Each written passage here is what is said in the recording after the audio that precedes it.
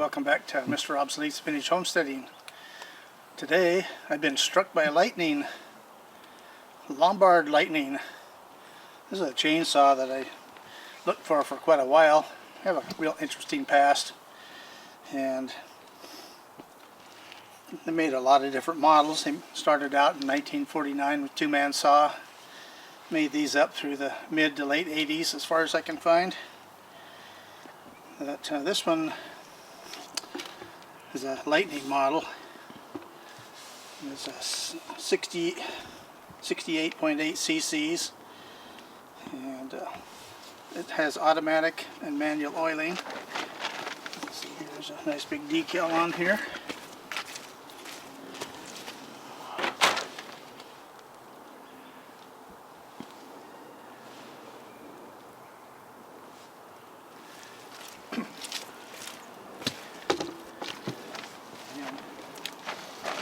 These run at 8,000 RPM max, and 3/8 chain, up to a 24-inch bar.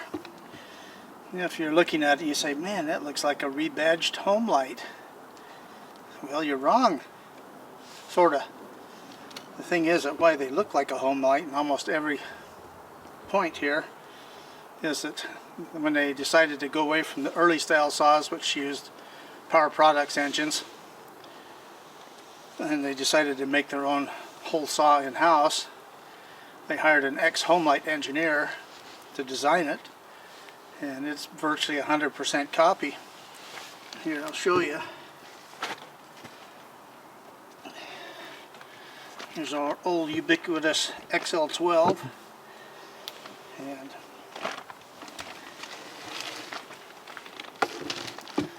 see the layout's identical here. Muffler looks almost the same. Top fuel, air cleaner cover, even the recoil starter mechanism area looks very similar. Handles are almost identical. The manual override's in the same spot for the oiling on the bar. But anyway,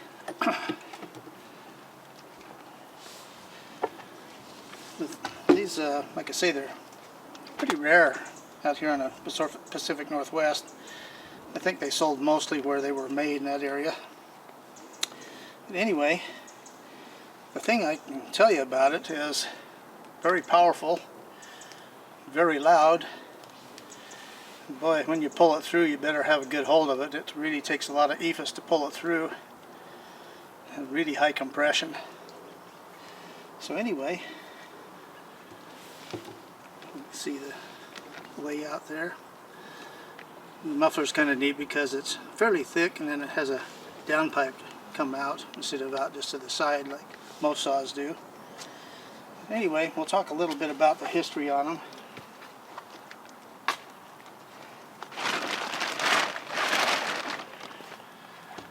This old beast here is what they call a woodlot wizard. It came out in the early 50s, I think 51 to 53 on this particular model. It uses a AH-47 Power Products 77cc engine like so many did. And then it's gear drive because it pulls backwards.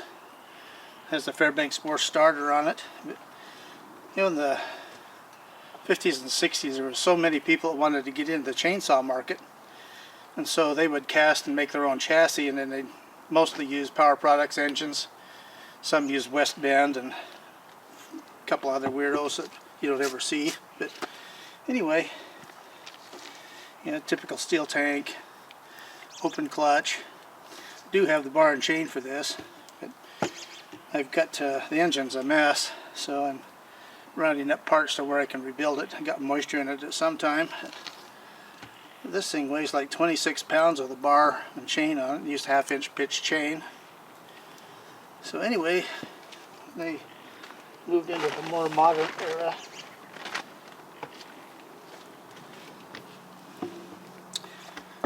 This is made in the late 70s and early 80s, and it's a private label saw. It's a Dynamark. It's 36.1 cc, I believe, if I remember right. And I've had this in a couple other videos. I'll put a reference to it. But Thing is, this thing too is really loud and really powerful for its size. It's equals my Mini Mac 35 McCullough that I use for almost everything. So anyway, that's kind of an overview of them. So what we're going to do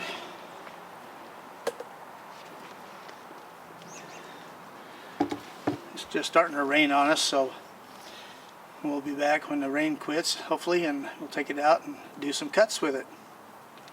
Vintage is best. Rare birds like this are nice to have. Well, we got some wood down here to cut up with a Lombard. So the first thing we're going to do is branch it with our little Evansville, my favorite axe. And it's funny, I just got a comment from a guy not too long ago, and the thing that's funny about when some comments, you know, these guys that are professional loggers like to pick on me, and his comment was, why on earth would you want to use an axe to limb a tree? And my response was, because I like to, and it's good exercise. But I just kind of thought it was pretty funny. But there's always good room for criticism, but unwarranted in this case because we're talking about little bitty twigs here and a little 1 1/4 pound axe. But anyway, it's just fun. I really like the comments. But like I say, the guys that do pick on me occasionally, they're professional loggers, and I've not ever been a professional logger, and I'm not one, never have been. But you know, I still have 2 fingers on each hand and 1 leg after 40 years. Just kidding, they're all here. So, you know, it's anytime you're doing logging or tree work or anything like that, it's always a calculated risk. It's like walking across the street or anything else. You know, you got to assess what you're doing, figure out what's best for you, and proceed. And like I say, after all these years, I'm still mobile and have all my limbs. So, must have done something right somewhere. Anyway, let's get busy.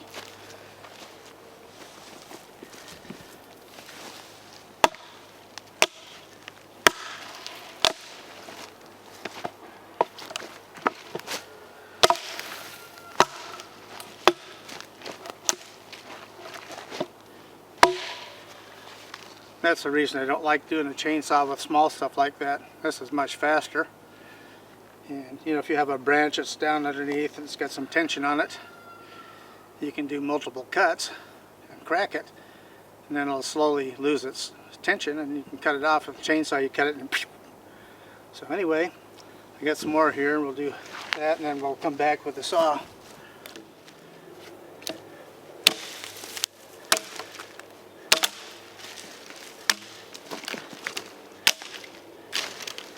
And all this tree debris here. Go right over here to my burn pile.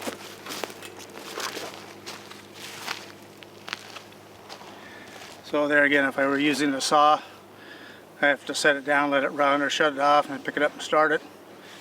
As soon as I pick this up, it's running. It's on the ground, it's not running. So I'll be back after I finish this other part up. Okay, well, we're back here to cut this up, but I'm gonna use this device here. I've had it in quite a few other videos. It's my Logosol Smartholder. It's for holding wood when you want to cut it up, and you can cut up to about 10-inch diameter with it. But this is one of the very few modern contrivances that I own. The idea goes way back. On farms, they used to make them out of old farm implement pieces and logs, but it wasn't mobile like this. And this is nice and portable. Weighs about the same as a small chainsaw, weighs about 14 pounds. And so just to put it up, you got an arm on either side here. Push that and tighten the wing nut behind it here.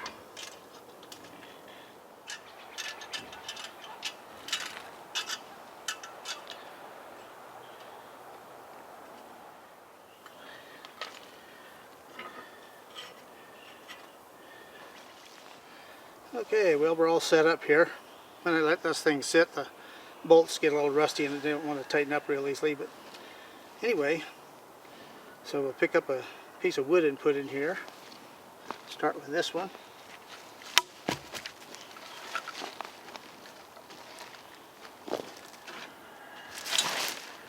Well, I have about maybe a third of it out back. You push it down, it locks it in place. It has teeth on the top and bottom here. So anyway, I get the saw running, get cutting. But I just wanted to talk briefly about, someone made a comment one time that they thought my channel was semi-phony, a shtick, like all the stuff I do is not realistic. Well, they're only 150% wrong. My whole life has been with vintage stuff. I just don't like new stuff, never have. One of the cars that I drove for 20 years was a Studebaker station wagon. I bought it, had 200,000 on it. Quit driving, had 450 on it. The only reason I quit driving it was the floors were so rotted out on it and stuff. If I drove through a puddle, I'd get a bath. So we took the engine out, put it in a truck, and that thing went through 4 different vehicles, 1 million miles, never was ever apart. So anyway, I started out with a Macola 610 when I was 2 years old, still using it today. And the newest saws and stuff, I'll talk about those at the end when we have vintage BS. But anyway, I'm going to get the Lombard running. It's really cold-blooded, so I'll come back when I've got it ready to cut.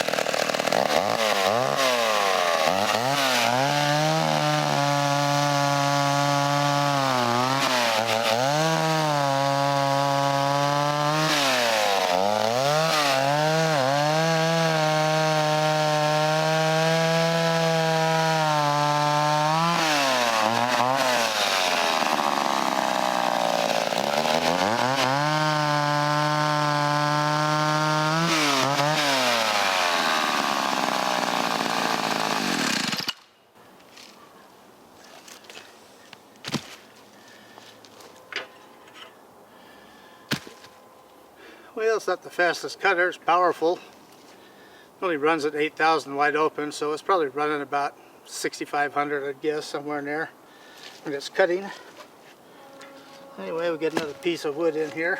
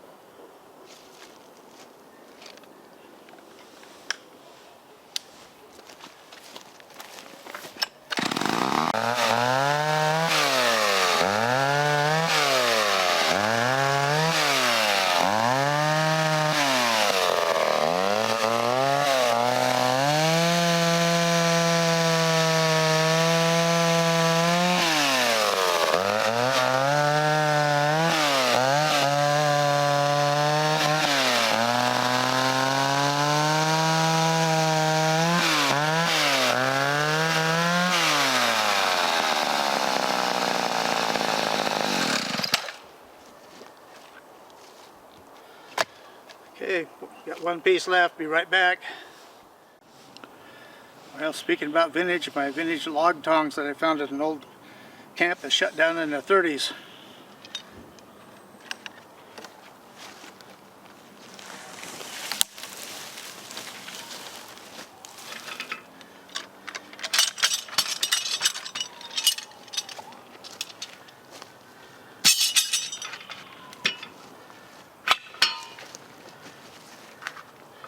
Just lift it up, give it a quick lock there, and it's all set.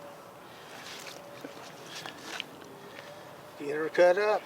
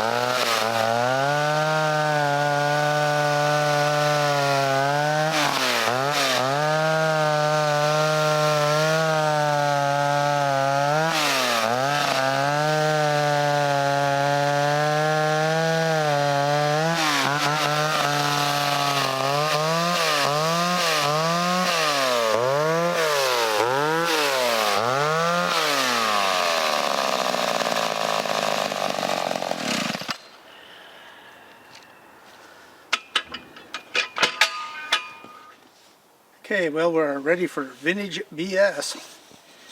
So we'll talk about the saw some. It's typical of saws of the era, you know, the layout and whatnot. And the things I like about it, the ergonomics are really good, simple to work on, and it is heavy though.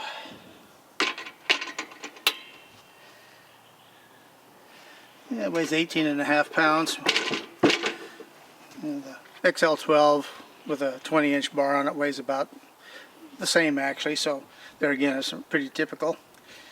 And you know, like I say, I wasn't cutting all that great, but I look down here and see it's got my favorite on it, safety chain, or no cut 'em chain. So anyway, I'll rectify that at some point. But like I say, I always kind of wanted one of these. They're just kind of an unusual piece. And here on the West Coast, you don't see them hardly ever.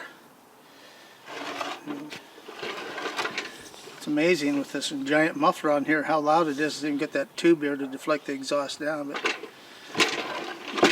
nasty sounding little rascal. But anyway, you know, going back and talking about me not being Mr. Obsolete or Mr. Phony, whatever you prefer. That should be BS, because I am obsolete and everything else I have is obsolete pretty much. But anyway, here's our famous Poolan wood carp. Now this is the most modern saw I own. It's a 2011, and I would never purchase one of these, but through the generosity of others, Mr. C in particular, gave me this saw and a bunch of little home lights we've been showing in current videos.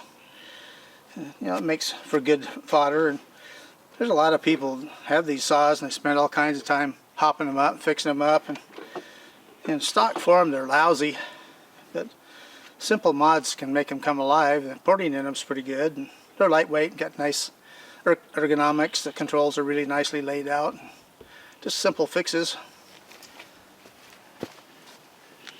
And this one,